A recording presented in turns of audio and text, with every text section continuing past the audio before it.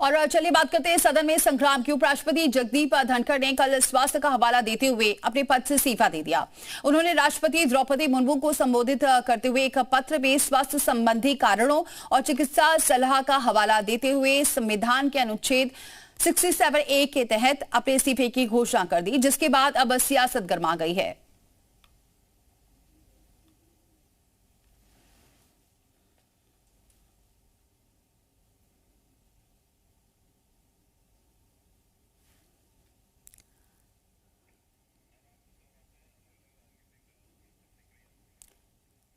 तो अब इसके बाद सियासत गर्मा गई है और अलग अलग राजनीतिक दलों की क्या प्रतिक्रिया सामने आ रही है, सुनिए जरा।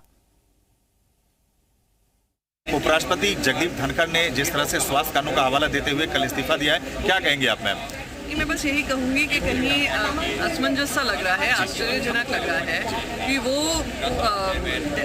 वाइस प्रेसिडेंट जो मार्च में उनकी इतनी तबीयत खराब होने के बावजूद एम्स से जैसे निकलते हैं, पार्लियामेंट्री प्रोसीडिंग्स कंडक्ट करते हैं, कल बिल्कुल ठीक ठाक लग रहे थे। और अगर हेल्थ ही रीजन था तो मानसून सेशन से पहले दे दिया होता है इस्तीफा। सेशन के बीचों बीच पहले दिन जब सारी कार्रवाई ठीक ठाक वो कंडक्ट कर रहे थे, ये देना दिखा रहा है कि उनको प्रेशर कर उनको इससे रेजिग्नेशन।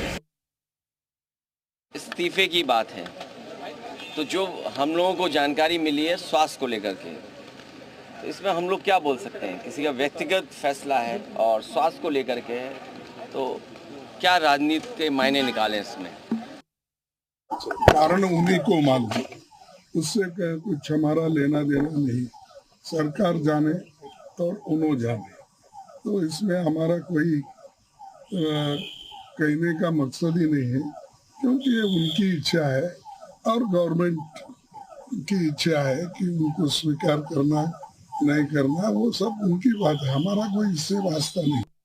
हम तो कोई स्पेकुलेट नहीं करेंगे कि ये हवाला सही है या नहीं है, जो इस्तीफ़ा उन्होंने दिया है।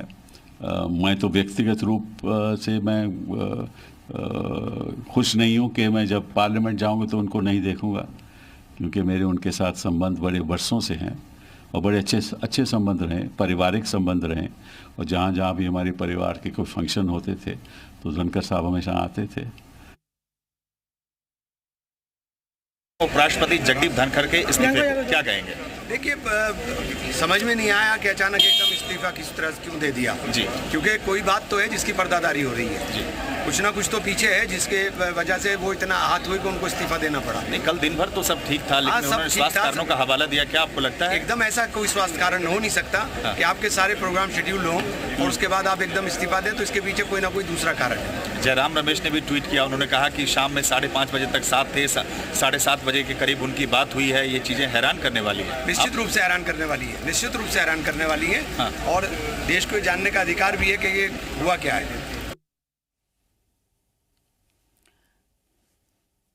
उपराष्ट्रपति जगदीप धनखड़ ने कल अचानक इस्तीफा दे दिया, आप कैसे देखते हैं, क्या कहेंगे? सीधा है कि उन्होंने जिस तरीके से नड्डा जी ने प्रवोक किया और जिस तरीके से I say and nothing go and record जी, और उसके बाद एडवाइजरी बोर्ड कमेटी में नहीं जाना, तो क्या आपको नहीं लगता है कि ये चैलेंजिंग है उस पद की? संवैधानिक गरिमा को खत्म किया गया है। आपको लगता है सिर्फ वही वजह है और भी कारण? वजह तो बहुत है, एक वजह नहीं है। वजह जस्टिस बड़वा भी होगा, वजह कहीं पर निगाहें कहीं पर निशाना किसी को। ये जो आरएसएस और बीजेपी का झगड़ा है वो राज्यसभा के चेयर तक चला गया।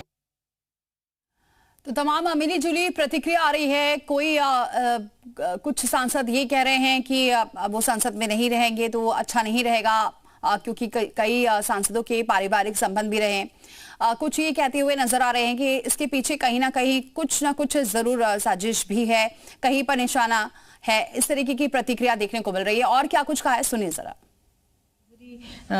कमेटी की मीटिंग उन्होंने रखी है 1 बजे से, तो उसको कैंसिल भी नहीं कराया। अगर ऐसा उनको रहता तो वो क्यों रखते, या सुबह में ही अनाउंस कर देते कि वो कैंसिल है। लेकिन वो भी, और कहा जा रहा है कि उसमें जुडिशियरी से रिलेटेड कुछ बड़ा अनाउंसमेंट होने वाला था, तो इसके लिए अटकलों का बाजार भी गर्म है। कुछ लोग इसे पचा नहीं पा रहे हैं, कुछ लोग कह रहे हैं कि इसके पीछे कोई और रीजन भी हो सकता है। तो कुछ लोग इसे पचा नहीं पा रहे हैं, कुछ और रीजन भी हो सकता है। ये प्रतिक्रिया देखने को मिल रही है सांसदों की तरफ।